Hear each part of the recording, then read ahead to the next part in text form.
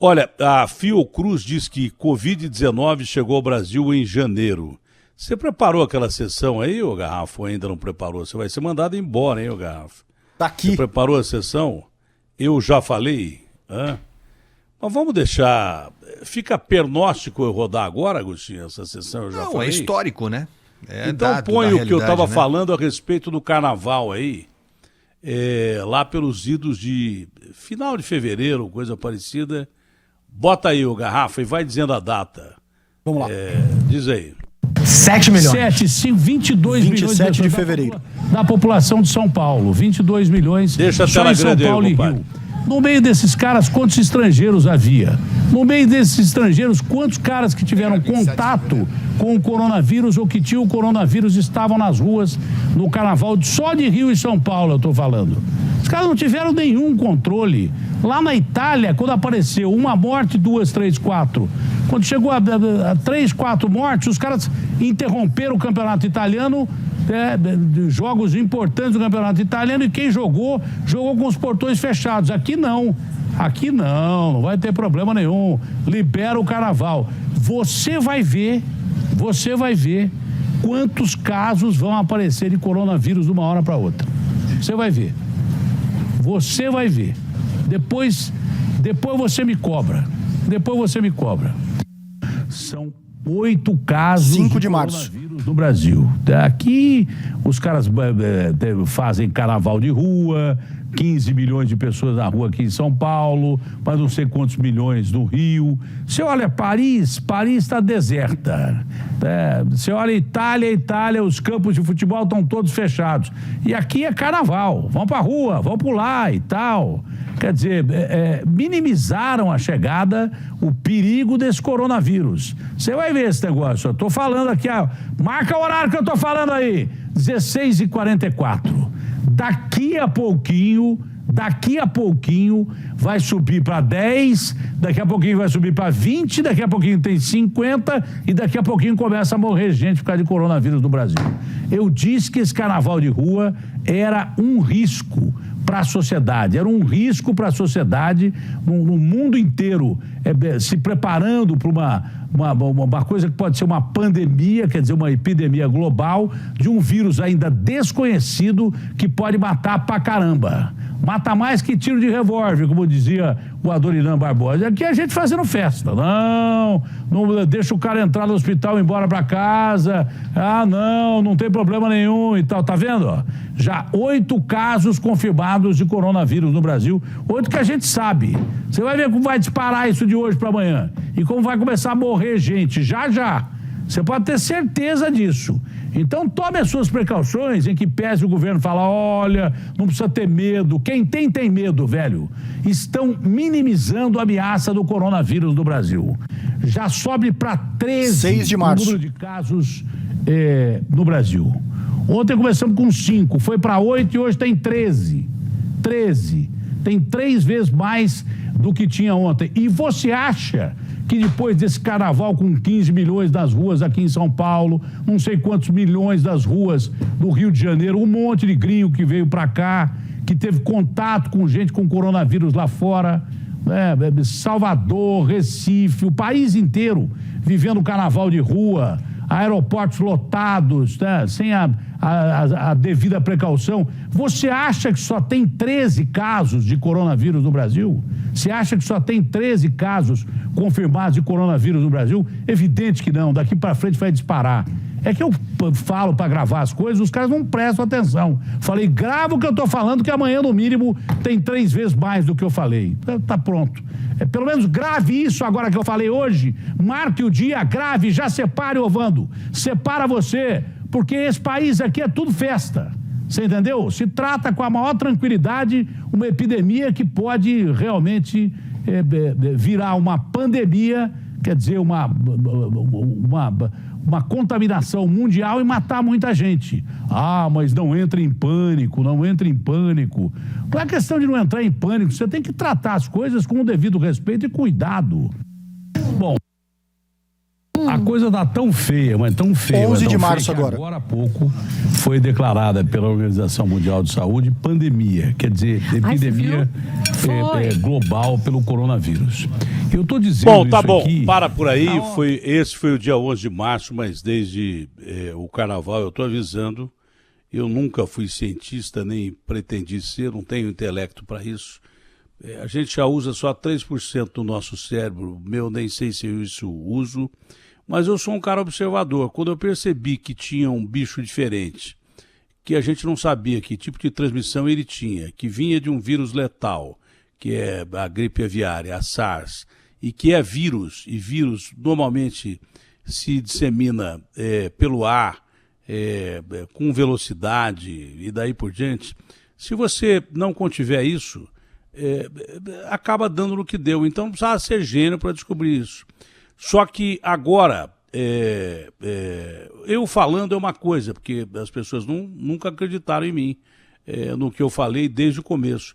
Mas agora, quando uma das principais organizações de pesquisa do mundo vem e diz que o vírus foi propagado no carnaval, o primeiro caso foi anunciado em 26 de fevereiro, né?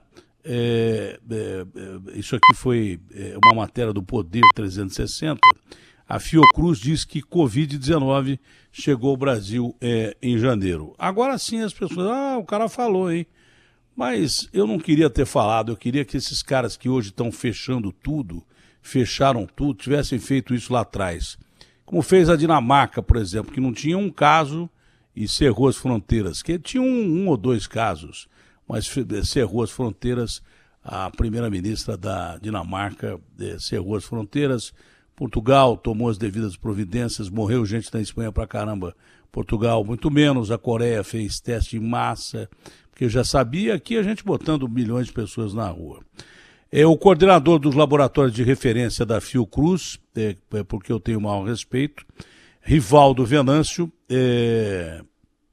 está aqui com a gente e eu gostaria de saber do Rivaldo se há confirmação de que o vírus tem aportado no Brasil já em janeiro, porque dizem até que esse vírus que foi detectado pela primeira vez em dezembro em Wuhan, na China, pode ter tido origem um pouco anterior a isso, mas mesmo se começou em dezembro, a gente só ficou sabendo em janeiro, para a velocidade, letalidade e contágio desse vírus, é muito tempo e é por isso que a gente está vivendo uma das piores crises que a humanidade, com certeza, já enfrentou e vai enfrentar. Bom dia ao senhor, e eu gostaria que o senhor confirmasse ou não se esse vírus está por aqui desde janeiro e através de que pesquisas a Fiocruz chegou a esse resultado. Bom dia. Bom dia, Datena, bom dia a toda a sua equipe, todos os seus ouvintes. É uma imensa satisfação estar participando do seu programa, que é um dos programas de maiores audiências que nós temos no país, que está debatendo o cotidiano do povo brasileiro, os principais problemas, enfim, dando uma grande contribuição para o esclarecimento e as informações para a população em geral. É uma imensa satisfação pessoal e em nome da instituição da Fiocruz, da Atena, estar participando do seu programa também. Essa pesquisa ela é uma observação inicial que, claro, nós temos que valorizar e, como nós sempre observamos, essas epidemias, como aconteceu agora com o coronavírus, como aconteceu com a chikungunya, com a Zika, que foi, a gente se lembra que há uns 4 anos atrás nós estávamos assim numa angústia gigantesca, as nossas gestantes, a população do país inteiro, estavam surgindo aqueles casos de microcefalia. Depois de um certo tempo que a poeira começa a baixar, os estudos retrospectivos, como nós chamamos, que olham para aquilo que já foi passado, para algumas informações que ficaram em determinadas gavetas, entre aspas, do conhecimento, dos arquivos, dos bancos de dados, e muitas vezes essa olhar para trás nos revelam que aquele vírus, no caso, se referindo a Zika, chikungunya, H1N1 e mesmo agora o coronavírus, ele introduziu no país bem antes do que nós imaginávamos. Geralmente, aquele caso que vem a público, como daquela pessoa que foi internada em São Paulo e que teria sido, no Einstein, se não me engano, ela foi internada, como o primeiro caso diagnosticado no Brasil, aquele foi o primeiro que nós conseguimos, nós, sistema de saúde, conseguimos identificar. Na verdade, o vírus, muito provavelmente, estivesse circulando anteriormente. E eu concordo contigo, se tivéssemos tomado algumas atitudes antes, é provável que não estaríamos hoje nessa situação. Mas, usando o dito popular, né? Agora não adianta a gente chorar o leite derramado. A realidade está aqui, as autoridades tentaram convencer, como você bem relatou antes, do risco anterior, meses atrás. Infelizmente, não houve essa compreensão, essa aceitação por parte de alguns segmentos de dirigentes municipais, estaduais, enfim. Verdade é que hoje nós vivemos essa angústia diária, esse sofrimento, essa sensação de impotência. Eu, pessoalmente, tive a doença, já estou felizmente restabelecido, mas é angustiante essa coisa da gente ficar 14 dias dentro de casa sem poder sair no corredor do prédio. É uma angústia muito grande, uma sensação de impotência, mesmo eu sendo médico, sendo infectologista, mas eu não desejo para ninguém passar essa situação que eu passei. Felizmente, atravessei esse vendaval assim, relativamente bem, né? Mas é uma situação muito angustiante aqui no Brasil, como você muito bem colocou, como você tem colocado, né? Angustiante, de sofrimento. Quando alguns países superaram de outra forma, nós ainda estamos atravessando esse vendaval e aparentemente ainda vai demorar algumas semanas, talvez alguns meses. Se não tem remédio, professor, e a Organização Mundial de Saúde declarou como referência a Fiocruz nas Américas, né? Então, do alto dessa designação, o senhor pode muito bem dar a sua opinião pelo que representa a Fiocruz.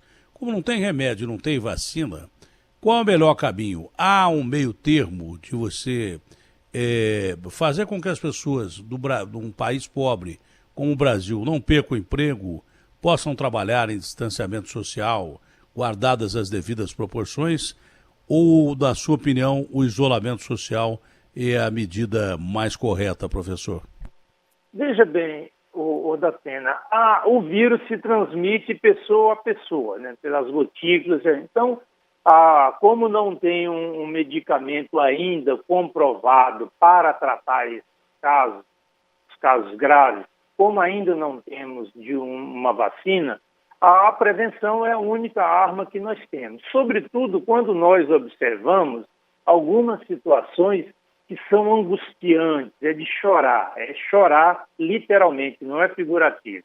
Quando a gente vê, por exemplo, no Rio de Janeiro, ontem, havia algo próximo de 400 pessoas aguardando um leito de UTI, de unidade de terapia intensiva, para ir. Então, você imagina que escolha dramática é essa. Entre 400, eu escolher uma pessoa para aquele primeiro leito que vai vagar.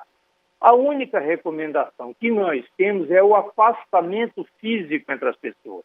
Agora, você tem toda a razão, Datena. Você colocou o dedo assim na ferida. Nós temos milhões de pessoas no Brasil que gostariam de ter esse afastamento físico, que gostaria de estar em suas casas e não tem como, porque trabalham de dia para comer à noite, praticamente. Uma coisa é a recomendação baseada, inclusive, em outras recomendações, em experiências de outros países, experiências exitosas, experiências que deram certo. Essa é uma coisa, eu dar a sugestão. A outra coisa diferente é ter as condições concretas para que essa sugestão fique em casa, não vá para a rua, possa ser feita, porque as pessoas têm que comer. Então, como que nós encontraremos mecanismos para amenizar tanto o trabalhador que precisa, informal principalmente, que trabalha de dia para comer à noite, como eu caricaturei, como o pequeno empresário, médio empresário que tem que manter o emprego dele, mas se ele não tem uma fonte de renda, um subsídio, ele não tem como manter o empregado. Então, nós temos visto algumas experiências em que o poder público local tem negociado, tem entrado em acordo com esses pequenos empresários, esses comerciantes e tal, de tal forma que eles conseguem partilhar o prejuízo que está sendo causado, prejuízo econômico e financeiro, entre esses ramos de atividades, proporcionando a garantia do emprego, uma parte desse salário dos empregados sendo pago pelo poder público local, né? E dessa forma preservando emprego, e ao preservar o emprego, garante ou pelo menos contribui para que a pessoa fique em casa. Isso não resolve o problema de quem não tem emprego. Nós precisamos ter outras abordagens, e aí é a criatividade local, é a experiência. Eu sou simplesmente um médico, não conheço essa coisa da economia, como é que poderia girar doação, enfim. Mas você tem toda a razão, concordo plenamente contigo, Datena. Tem muitas pessoas que não têm condições de ficar em casa se não houver uma alternativa que seja construída, que seja debatida com muita serenidade, de tal forma que a gente encontre uma saída para respirar e que o impacto sobre a economia do país, que já estava uma economia difícil, não seja tão doloroso como alguns economistas, alguns debates, alguns meios de comunicação têm mostrado as perspectivas daqui a alguns meses para a nossa economia, que não são perspectivas nada animadoras. O senhor, como é pesquisador, um cientista, sofreu na pele a doença, sabe quais são os efeitos terríveis dessa doença. Ah, mas morreu, o cara morre de qualquer jeito. Não, há mortes e mortes. Essa, pelo que eu sei, é uma das mortes mais terríveis, porque o sujeito morre sem poder respirar. E a gente já ouviu relatos de pessoas da Itália, da França. Uma enfermeira falou aqui chorando que viu médicos chorando na Itália, tendo que deixar senhores de idade com comorbidades morrerem em detrimento de quem tinha mais chance de se curar. Quando o senhor projeta para meses até, e a gente sabe que meses podem ser muitos meses, porque enquanto não houver uma vacina, o remédio ele é paliativo, né? Porque ele não curando a pandemia, curando pessoas, ele não cura o sistema, porque muita gente vai ficar exposta. E o mundo tem bilhões de pessoas. O remédio é uma coisa. A salvação é a vacina. E a vacina, me parece que apesar de estudos avançados, ainda demora um determinado tempo. Exato. E nós vivemos num país que tem uma distribuição de renda nojenta. Ela é desigual. E nós estamos, quando comparam que nós estamos entre as 10 potências mais afetadas do mundo e que essa pandemia vai matar muita gente aqui, que essa infecção vai matar muita gente aqui, é desigual você comparar o trabalhador brasileiro. Quando ele está empregado, já ganha muito mal, ele não tem reserva. Ele não acumulou reserva para ficar 3, 4 meses em casa. O que está empregado. O desempregado, então, está vendo filhos chorar em casa, está vendo mulher chorar em casa, a mulher está vendo o marido desempregado ou filhos. É diferente você nos colocar entre as 10 primeiras potências e adotar o que estão adotando lá fora para o quadro brasileiro. O quadro brasileiro é esse, é um país miserável. O Brasil é uma grande periferia. Desses países, né, você pega os Estados Unidos, quem morre mais é a gente da periferia. São negros e pobres que morrem mais nos Estados Unidos, porque não tem acesso mesmo de jeito nenhum aos hospitais. As pessoas velhas foram encontradas mortas em asilos de países que têm muito mais dinheiro do que a gente, entendeu? Abandonadas. Então é difícil você comparar a Covid-19 no Brasil com ela em qualquer outro lugar do mundo desse que a gente está falando. É possível, professor, no seu ponto de vista, uma retomada da economia com todos os devidos cuidados higiênicos e de distanciamento social? Porque o Brasil não resiste a ficar 4 meses parado. O Brasil já não está resistindo agora. O Brasil não resiste a ficar 4 meses com as pessoas presas dentro de casa, porque a maioria dos brasileiros não tem comida, não consegue comer. A gente fala sobre o ponto de vista dramático, que é perder vidas pela patologia, mas o vírus da fome está aqui há muito tempo e deve ser horrível uma pessoa morrer de fome. Eu tive uma infância difícil, mas eu comia, nem que fosse arroz, feijão e ovo, com a criatividade da mãe eu comia. Agora, fome é não ter o que comer. Isso é terrível. Então é possível um equilíbrio desse ou, sob o ponto de vista científico, o senhor não vê uma saída? Veja bem, Datena, você tem toda a razão, não discordo contigo de forma alguma, quando você diz da desigualdade do país, da fome que tem gente passando, do desemprego de milhões de pessoas, do subemprego, da dor que deve ser a pessoa morrer de fome sem ter o que comer. Eu não concordo plenamente contigo. Agora, como eu disse, eu sou médico. Aí nós teríamos que pegar o pessoal da área da economia, parlamentares, senadores, enfim, prefeitos, governadores, presidência, ministro da economia, e sentar todo mundo em volta de uma mesa, ministro da saúde, né? Ver, olha, o que nós podemos ofertar de atendimento de saúde num período mais curto possível para reduzir essa quantidade de mortes que todo dia estão acontecendo. Por exemplo, esta semana agora, salvo engano, depois de amanhã, quinta-feira, a Fundação Oswaldo Cruz, e quando nós falamos Fundação Oswaldo Cruz, nós estamos falando Ministério da Saúde.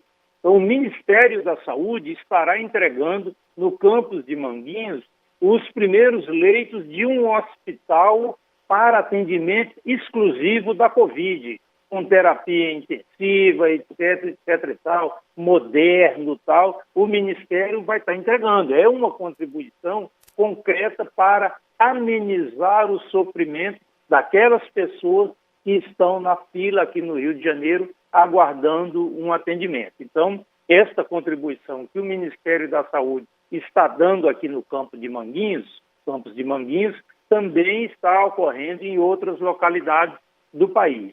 Então, o que eu acho? Não, como já te disse, não é a minha praia, né? Para não estar falando bobagem aqui, que diz que todo mundo é técnico de futebol. Vi você falando com o Neto ali, né? Sobre a questão todo brasileiro é um pouco técnico de futebol, né? Cá entre nós, eu sei que você é corintiano, né? É corintiano, um ídolo corintiano, né? Mas eu estou com saudades mesmo, são dos gols do Gabigol, né? Todo respeito pelos corintianos. Eu também gosto muito do Flamengo. Isso, legal. Eu também adoro o Corinthians. Então, eu acho que a gente tinha que sentar em volta da mesa, essas pessoas, essas autoridades, assim, não é um contra o outro, não é a prefeitura contra o Estado e vice-versa, contra o presidente da República. Nós, como você colocou muito bem, Datena, você colocou o dedo assim onde tinha que colocar, quer dizer, nós estamos numa situação dramática. E nós não podemos nos dar o luxo de estar de bate-boca entre nós. Nós temos que sentar em volta de uma mesa, gente, o que cada um de nós pode fazer dentro do seu espaço de autoridade para diminuir o sofrimento da população, para apontar os passos que nós vamos seguir nas próximas semanas, de tal forma que o país não entre num abismo econômico, sanitário, humanitário, etc. e tal. Eu acho que eu concordo plenamente contigo. O caminho você está dando. É o diálogo, é a conversa, é a paz, é a tranquilidade de sentar, porque realmente tem muita gente desempregada nesse país, subempregada, e que não tem jeito, vai ficar dentro de casa fazer ou eu morro de Covid ou eu morro de fome. De fome eu vou tentar pelo menos superar, arrisca, né? É uma situação dramática. Essa realidade, na realidade, o primeiro grande país do mundo que tem uma economia grande, como você muito bem colocou, que tem um território grande, o Brasil é grande do ponto de vista territorial, e com uma população grande, onde enfrenta a epidemia da Covid, do coronavírus, com o coronavírus, com tantas desigualdades sociais, eu tenho pressentimento que não tem outro paralelo no mundo. Não tem outro paralelo. Não, aí... a gente fala em bomba biológica, isso aqui é uma bomba de hidrogênio social e sanitária. Esse é o sanitário e social, né? Porque começa com a patologia, mas tem também o lado da sociedade, do emprego, dos desempregados, sem esquecer que o que os Estados Unidos viveram em 1930, não é nem em 2008, nós vivemos há um ano atrás, nós saímos da pior recessão econômica de toda a vida do país, e aí já caímos em outra situação que nos leva a uma recessão econômica. Só que essa antes foi startada pela roubalheira, pela desigualdade, por políticos ladrões aí no seu estado mesmo. Cabral foi preso, o outro governador que ele gerou foi preso, outros foram presos. Então essa é uma forma de startar o desastre. A outra é essa pandemia, que a gente não sabe o vírus que é mais grave, o vírus da patologia ou o vírus da fome, que essa a gente conhece no Brasil há muito tempo. Professor, existe um remédio que dê pelo menos uma esperança? São remédios que já são criados, como a cloroquina, não sei se a hidroxicloroquina, se a Fiocruz continua estudando, outros remédios e tal, mas existe uma perspectiva, primeiro, de um remédio, e quando o senhor fala meses, o senhor não acredita que mesmo essas 100 vacinas, com 8 já em testes clínicos, e o Brasil se oferece para testar clinicamente uma dessas vacinas, não existe nada que a gente possa ter uma esperança imediata, assim, nos próximos 2 ou 3 meses, para a gente pensar, olha, tem uma luz no fim do túnel. Porque a luz no fim do túnel mesmo é a vacina, né? Agora, nenhum remédio, nada, não temos chance de nada para impedir que as pessoas continuem morrendo? Veja bem, Datena, nessas situações de emergência, o que o mundo inteiro faz? Ele vai atrás, quando começa a conhecer os mecanismos com que aquele vírus, no caso, provoca a doença, os casos mais graves, como que é o comportamento do vírus. Feito esse conhecimento inicial, o mundo vai atrás de medicamentos já disponíveis no mercado que, pelo tipo de ação desse medicamento, desse remédio, poderia ajudar naquela doença. Então, por exemplo, a hidroxicloroquina é um potente medicamento para reduzir a resposta do organismo diante de uma inflamação.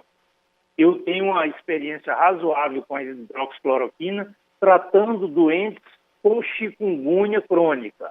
É um medicamento bom, é muito usado para tratamento de lúpus, por exemplo, os reumatologistas usam muito, mas em algumas pessoas podem apresentar efeitos colaterais sérios.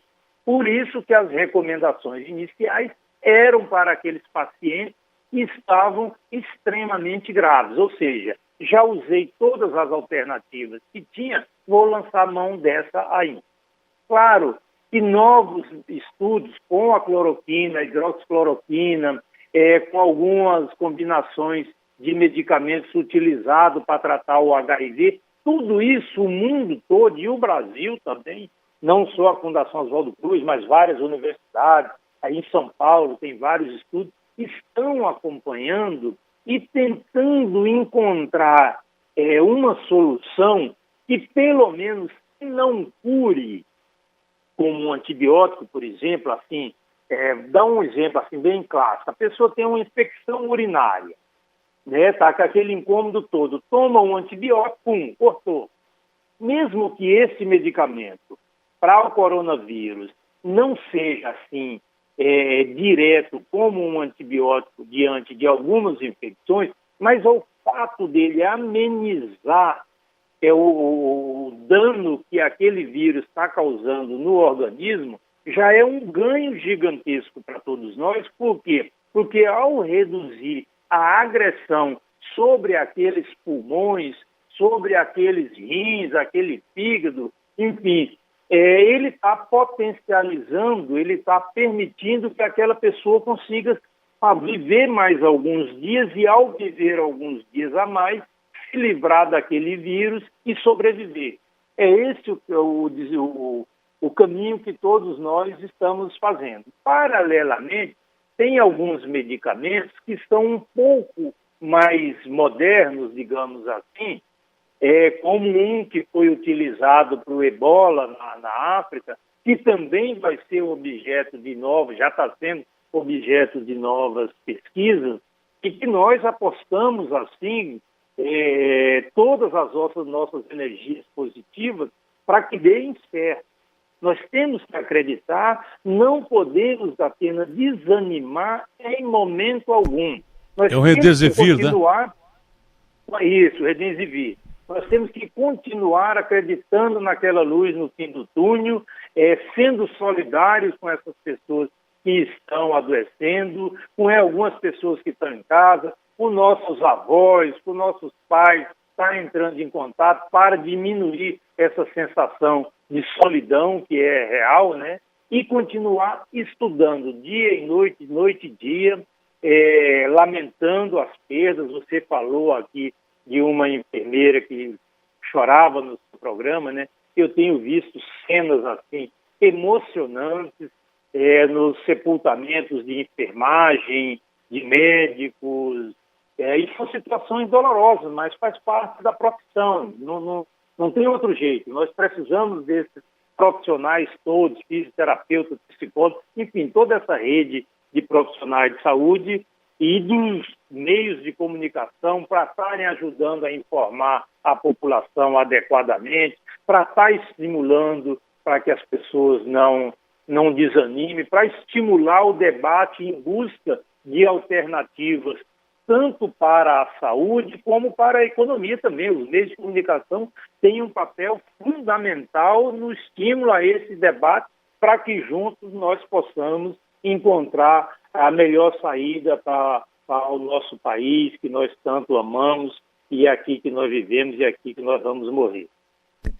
Eu não tenho conhecimento científico, longe disso, né? Eu sou apenas um leigo, mas eu já vi que remédio, a gente está procurando este remédio e normalmente é assim mesmo que funciona.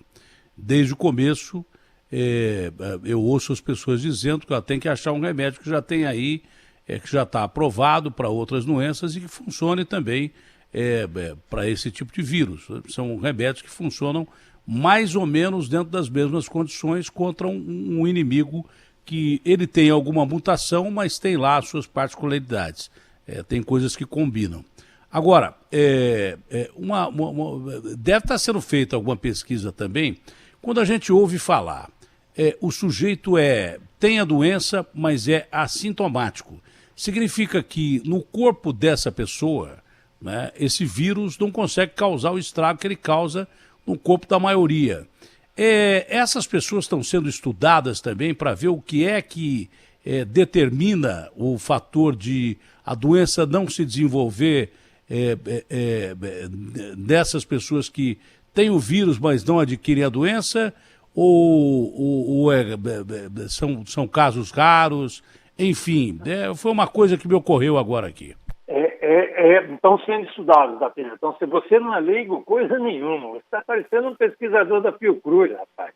Você não é leigo, coisa nenhuma. Você colocou uma questão importantíssima, porque esses assintomáticos, eles podem estar com a resposta, por exemplo, para uma vacina o mais rápido ainda. O que esse mecanismo produz, esse organismo, essa pessoa que teve contato confirmado, comprovado com o vírus e não adoeceu, o que o organismo dela fez diferente para que ela não desenvolvesse a doença?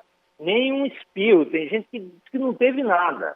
Então, essas pessoas são importantíssimas de serem estudadas, como você bem colocou. Da mesma forma, Datena, o papel que essa pessoa pode ter para ajudar a entender a transmissão desse vírus. A pessoa que não tem manifestação clínica nenhuma, o assintomático, como você disse, ela pode transmitir o vírus? Nós não sabemos a dimensão. Tem gente que acha que sim, tem gente que acha que não. Então, todos esses estudos, eles são importantes e estão sendo feitos.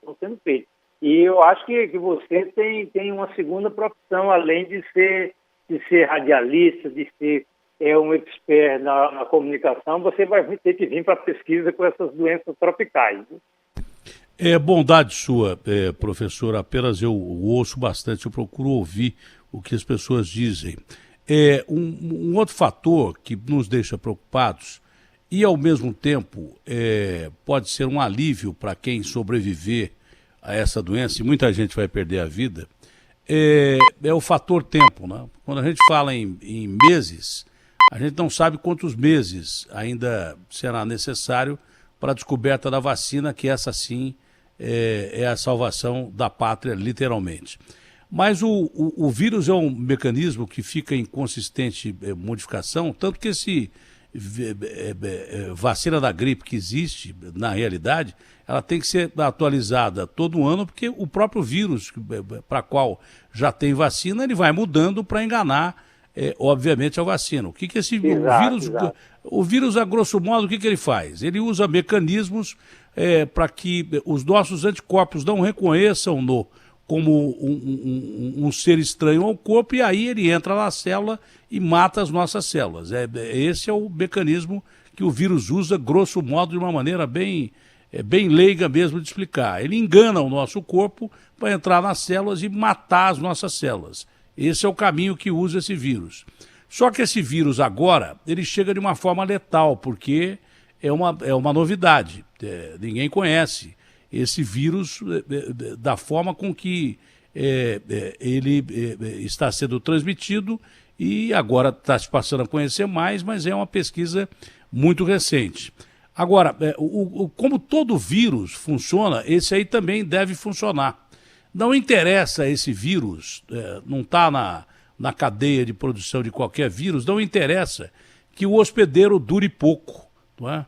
Porque se ele matar rapidamente o hospedeiro, se ele matar o ser humano, ele se replica menos. Não é porque ele vai morrer junto com a gente, não. Ele tem a oportunidade de se reproduzir menos. E o interesse dele é se reproduzir mais. E quanto mais tempo ele ficar no corpo humano, melhor para ele se reproduzir mais. Isso significa que ele vai se tornando mais fraco e pode virar até uma gripe forte. Então, além da imunização natural, existe essa fase de replicar-se o vírus. Talvez, nesse meio tempo, esse vírus ele se torne cada vez mais fraco a ponto de matar menos do que ele está matando. É o mesmo ciclo de qualquer vírus esse, professor? Nós estamos tateando, nós estamos aprendendo, Datena. Porque eu, por exemplo, eu costumo brincar com meus alunos, eu sou professor na Faculdade de Medicina da Universidade Federal do Mato Grosso do Sul, eu costumo brincar com meus alunos que eu gostaria de reencontrar todas aquelas pessoas que assistiram eu fazer alguma palestra, alguma coisa assim, e dizer muita coisa que eu disse como verdadeira e que o tempo mostrou que não era assim. Por exemplo, eu torci o tempo todo para que esse novo coronavírus, nos debates iniciais em janeiro, meados de janeiro, final de janeiro, que ele tivesse o mesmo comportamento dos outros vírus respiratórios.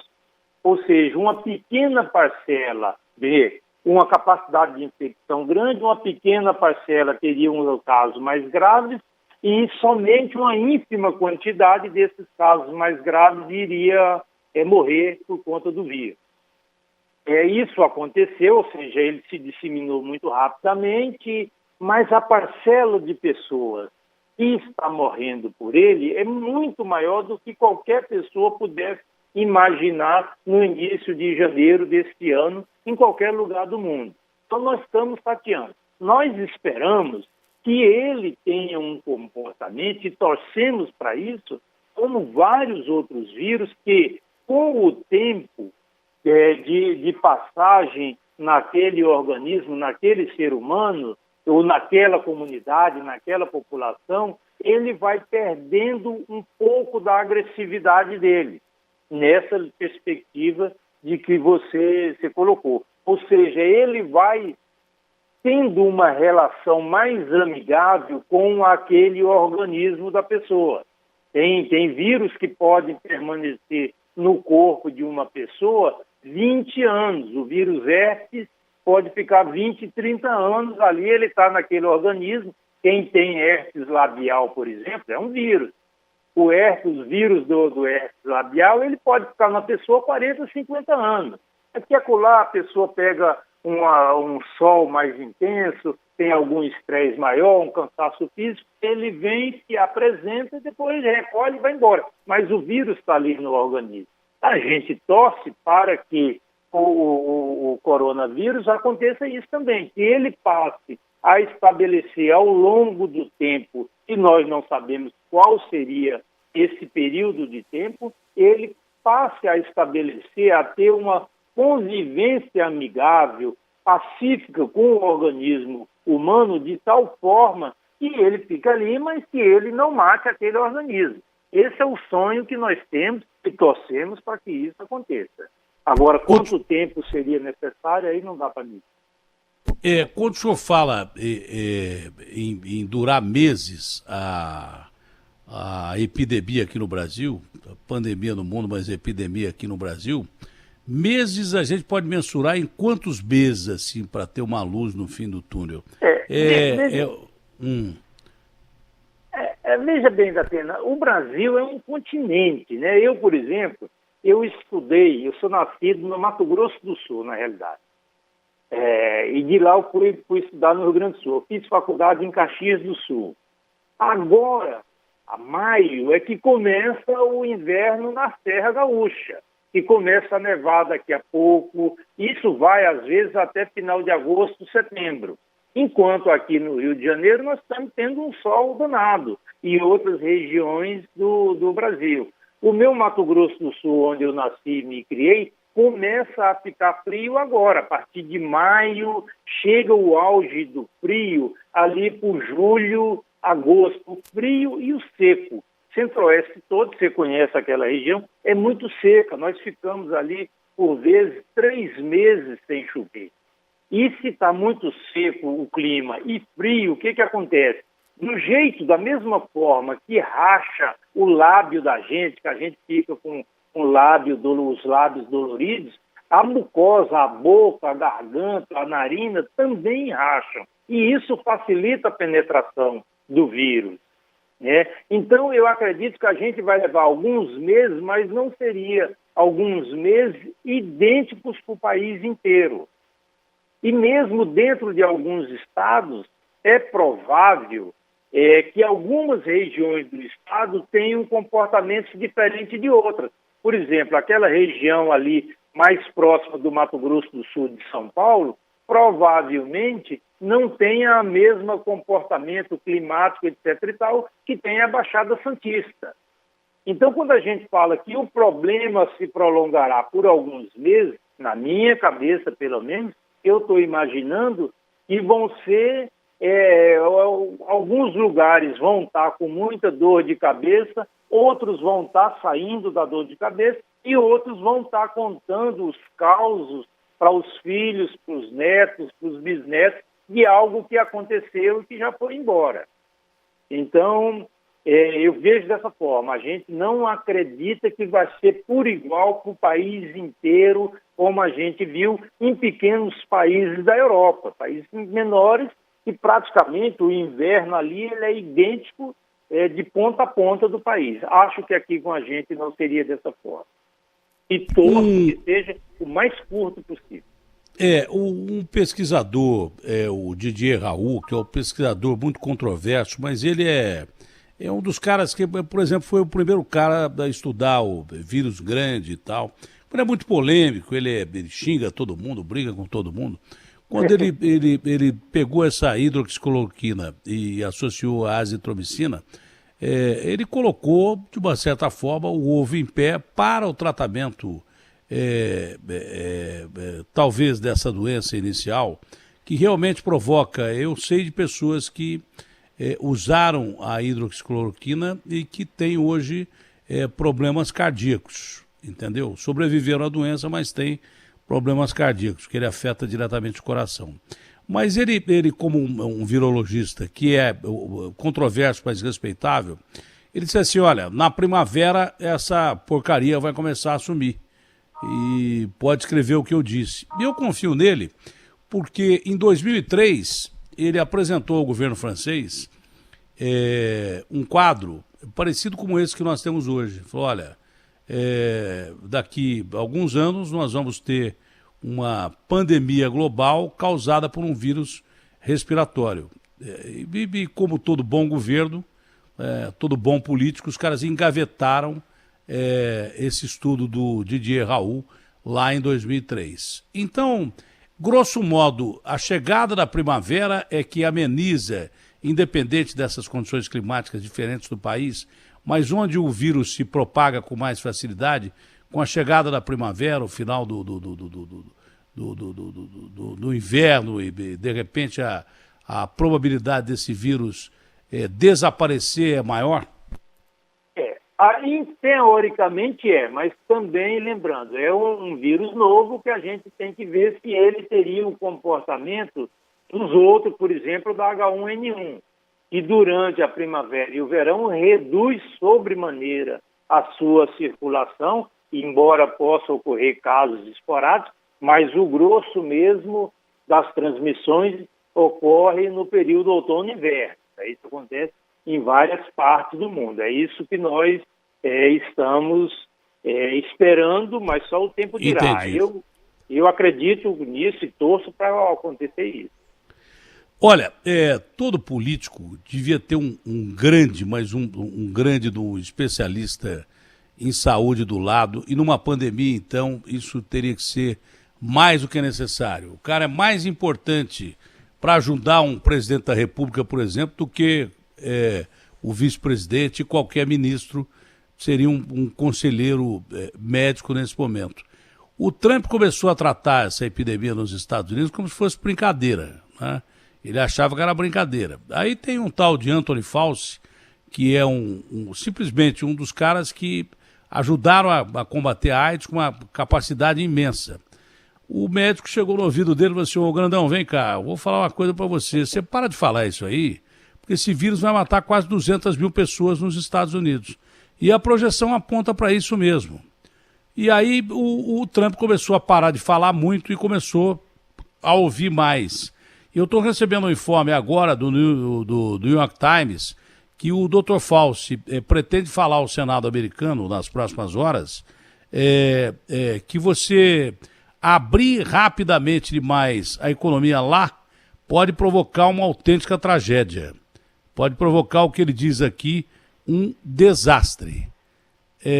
Como a gente respeita as pessoas que são respeitadas pelo trabalho, a gente não pode deixar de ouvir esses caras, como ele, como o senhor. É um vírus que, porque é pouco conhecido, tem que ter muito cuidado, não, professor? Verdade, não, é verdade. O professor Anthony Fauci, ele é uma pessoa respeitadíssima no mundo todo, né? As opiniões dele têm que ser consideradas, né? Agora, nós torcemos sinceramente, Datena, para que este vendaval ele passe o mais rápido possível, porque é muito sofrimento. A gente vê as pessoas que estão, mesmo quem tem plano de saúde, estão procurando muitos internação, não tem vaga disponível. É um sofrimento muito grande para todo mundo. Não é fácil, não é fácil. O país inteiro tá sofrendo com essa situação. Eu só queria que, para deixar bem claro, o senhor repetisse essa situação que o senhor viu ontem mesmo aí no Rio de Janeiro, né? Eram 400 pessoas esperando um leito para o cara poder respirar, isso? Isso, Então tem uma fila, e eu imagino que muitas pessoas sequer entravam, tiveram acesso ao sistema de saúde para que pudesse estar dentro do que a gente chama sistema de regulação, tal de SISREG, popularmente conhecido. Esse sistema de regulação é um sistema informatizado, no caso do Rio de Janeiro, salvo engano, o próprio Ministério Público Estadual acompanha essa fila ali, que as pessoas que estão na fila. Então, tinha algo próximo a 400 pessoas cadastradas aguardando um leito de UTI. Então, vagou alguém, geralmente as vagas têm sido por morte, faz a desinfecção do leito, etc. e tal, e abre uma vaga para outra pessoa aí. Então, isso no Sistema Único de Saúde. É uma situação dramática. Por quê? Porque provavelmente, e as informações que nós temos são nesse sentido, de que alguns estão morrendo sem terem acesso a esse leito, né? Às vezes, né, é provável até que mesmo que tivesse tido acesso ao leito de terapia intensiva, morreria da mesma forma, porque o caso era grave, etc. e tal. Mas, com certeza, Datena, seria uma morte mais digna, com menos sofrimento. Acho que a angústia é essa morte que muitas pessoas, muitos profissionais, como aquela enfermeira relatou para você, a pessoa relativamente consciente, sem poder respirar, é angustiante presenciar cenas como essa. Professor, para encerrar, eu sei que é drástico perguntar isso, mas qual o percentual das pessoas que entra em estado grave na UTI? Qual o percentual das pessoas que vocês conseguem salvar quando ela está em estado grave e entra na UTI? Varia de unidade para unidade, de hospital para hospital, de faixa etária para faixa etária, mas na média eu poderia dizer, Datena, que esses casos graves, com internação tardia, ou seja, que não conseguiram o leito de UTI em tempo hábil, pelo menos 65% a 70% estão morrendo. Doutor, muito obrigado, foi uma entrevista muito elucidativa. Eu que agradeço de coração, em nome da Fundação Oswaldo Cruz. Quando você tiver o Rio de Janeiro, você é nosso convidado para ir tomar um café lá no Castelo de Manguinhos, para você conhecer esse ano a Fundação Oswaldo Cruz está fazendo 120 anos, ela é um patrimônio da sociedade. Você é nosso convidado, Datena. Não vamos fazer festejo, porque seria agora em maio, né? Claro. Pelo menos festejos presenciais. Mas quando você tiver o Rio, entre em contato com a Fiocruz, que nós teremos o maior prazer em recebê-lo lá. E parabéns pela contribuição que você tem dado para esse debate, não só em relação à saúde pública, mas tantos outros aspectos da vida brasileira. Doutor, muito obrigado, um forte abraço e que Deus nos ajude. Para todos nós, Datena, forte abraço, hein?